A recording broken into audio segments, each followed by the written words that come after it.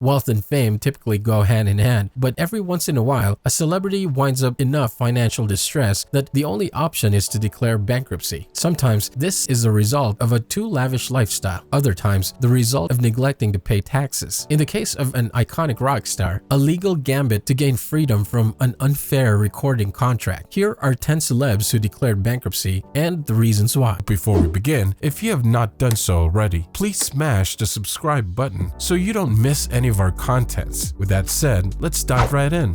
50 Cent. Well, in May, Forbes said this guy was worth $150 million. But now 50 Cent doesn't have two quarters to rub together. 50 Cent proved to be a canny businessman, earning $300 million in just a few years thanks to music and early investment in vitamin water. Eyebrows were raised when, despite an estimated net worth of $500 million, the rapper declared bankruptcy in 2015, claiming to be more than $20 million in the hole, while at the same time posting images on social media featuring him posing with stacks of $100 bills, spelling out the word broke. His lawyers insisted the cash was actually prop money. He was discharged in 2017, paying off $22 million in debt. Tragedy. So I gotta allow them to have their moment when they want to think that it's that for me at this point. I'll make decisions to do things based on the position that I'm placed in at points. And if I'm consistently being made out to be a target because of my financial situation and even the courting systems, I have faith in the courting system, so I know at points you gotta just relax and go through the process. Kim Basinger. Actress Kim Basinger paid $20 million for a town in Georgia. 4 years later, she went bankrupt.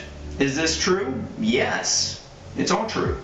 On the dubious advice of some family members, actress Kim Basinger bought an entire Georgia town, nearly 1,700 acres, paying $20 million with a plan of turning the place into a tourist attraction by building a movie studio and hosting a film festival. Those plans never came to fruition when Basinger later ran into some financial difficulties, forcing her to sell off big chunks of the place. She later admitted in an interview that nothing good came out of it, with the entire experience reportedly causing a rift with her family. Then came the 1993 film Boxing Helena, which Basinger agreed to do but then backed out after realizing how creepy it was. The movie studio took her to court and won, with Basinger ordered to pay a judgment of $8.1 million.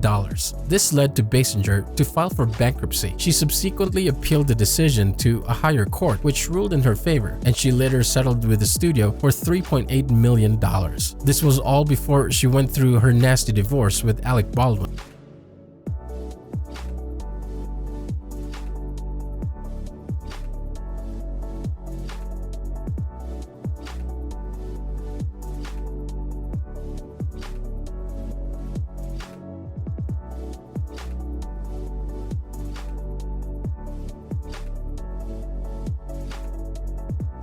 Donald Trump.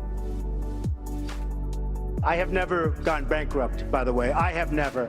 But out of hundreds of deals... But sir, excuse me. That's your line, but your companies have gone bankrupt. President Donald Trump touted his business experience as one of the reasons why he was the right choice for commander-in-chief. But a string of business failures and bankruptcies had some questioning in his financial acumen. While Trump has never really personally declared bankruptcy, his companies have gone bankrupt 6 times. This is such a big day for us. It's the New York Stock Exchange. It's going public, and we're really very happy about it. The first was in 1991, when his Trump Taj Mahal casino in Atlantic City went bust. Several more of his casinos and hotels went bankrupt in 1992. 2 more casinos and resort bankruptcies happened in 2004 and 2009. After the last bankruptcy, Trump stepped down as chairman of Trump Entertainment Resorts and reduced his share in the business to 10%. To the Donald we go. If he was a contestant on his own Apprentice show, he might have to fire himself. Marvin Gaye. The life of Motown legend Marvin Gaye was marked by both success and tragedy. His troubles also included the breakdown of his first marriage to Anna Gordy, the sister of Motown Records founder Berry Gordy. Unpaid alimony to the tune of $600,000 led the Corner to declare bankruptcy in 1976. As part of a deal to settle his debt to his ex, he agreed to pay all her royalties for the next record. The resulting album, Here My Dear, featured tracks including You Can Leave but it's going to cost you, as Gay made his feelings about the breakup and his former wife abundantly clear. Another key factor in why Gay was broke is escalating and increasingly expensive cocaine habit, which saw him burn through his earnings at an alarming rate. As a result, his final years were characterized by financial struggle and drug addiction until he was tragically shot to death by his own father during a heated argument. This kind of success, and I think I've learned to take it with the kind of grain of salt that once you take it with and not have such a big head about it, and as I used to have when I was much younger. I don't think of my success at this time as from an ego point of view. I am very proud and very happy, and I have a tremendous ego. Larry King. Larry King now. Larry King is now regarded as a legendary broadcaster, but his early days in business were far from glamorous, especially at the time in 1971 when he was arrested and charged with grand larceny after ripping off $5,000 from his then business partner. Although the charges were dropped, the whole thing made him toxic to employers, and a 4-year stretch without work left him with a $350,000 debt that led him to declare bankruptcy in 1978. However, later that same year, he was offered a late-night radio gig in Washington, D.C., which eventually morphed into his wildly successful CNN show, placing his days of financial difficulties behind him. From the nation's capital, you're listening to The Larry King Show. Portions of this program are repeated in the Pacific Time Zone. Once again, Network Radio's #1 interviewer, Larry King. Thank you, Fred Larry. Good evening, everybody. On this Tuesday night, Wednesday morning across the United States, this is the Larry King Show, coast to coast on YouTube. Our special guest tonight is a gentleman who's written his own chapter in American history, John Dean. Gary Coleman. The former Different Strokes star filed for Chapter 7 bankruptcy protection in 1999, claiming debts of $72,000. It was a far cry from his heyday as one of the most famous faces in television, when he was making $64,000 a week for his role as the wisecracking Arnold Drummond. Coleman blamed his parents for looting his trust fund and making off with much of his fortune. Health problems further exacerbated his financial woes. Coleman died in 2010. The death of a child star, Gary Coleman, who as a boy provided so much amusement, so many laughs on the hit show Different Strokes, died today in a Utah hospital 2 days after suffering a brain hemorrhage. He was just 42 years old and he battled illness throughout his life. And while that storyline is too familiar, a famous kid struggling to find his way as an adult only to die young, each time it's just as tragic. Aaron Carter.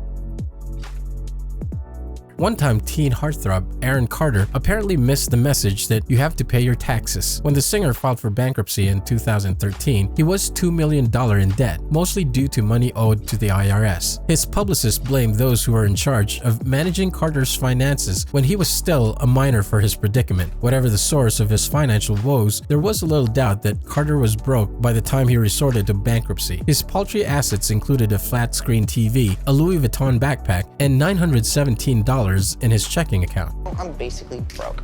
I'm sitting in here in an apartment because I can't keep money in my bank account. My parents didn't put me in charge of that stuff. It goes into my mom and my dad's pockets. They're supposed to be the ones that handle it correctly, but it went to cars, it went to boats, it went to lavish lifestyle. It went every which way except for in my trust fund.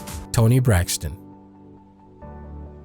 R&B singer Toni Braxton was a millionaire who lost it all not just once, but twice. While Braxton sold 20 million albums, she claims she signed a bogus deal that paid her royalties of less than $2,000. After launching an unsuccessful lawsuit against her record label, she declared bankruptcy in 1998. In 2008, she abruptly canceled her Vegas show due to health reasons, and when insurance company Lloyd's of London refused to pay up, she was on the hook for all the costs related to the cancelled shows. Facing multiple lawsuits from creditors, she filed for bankruptcy for the second time in 2012. Meanwhile, it looks like Braxton may be on her way to a third bankruptcy, with reports in early 2019 alleging she owes more than $500,000 in back taxes. Family therapy was a major wake-up call. All you do is talk over people. Don't come for me. Watch it. This is a hotbed of crazy. I'm tired. Mike Tyson. In his heyday, the most feared boxer to ever step into the ring, Mike Tyson, earned more than $400 million during his boxing career. Iron Mike was also known for his extravagant lifestyle, shelling out big bucks on jewelry, mansions, sports cars, parties, even Siberian tigers he kept as pets. When he declared bankruptcy in 2013, Tyson listed debts in excess of $27 million, of which nearly $18 million came from unpaid taxes. Other debts include $600,000 in legal fees and $50,000 in unpaid child support. You declare personal bankruptcy after making $300 million. Yeah. What happened? Well, besides me having a lot of fun, I allowed people to be involved in my life that really wasn't honest people, and it really wasn't, and that was my fault. I should have paid more attention to my business.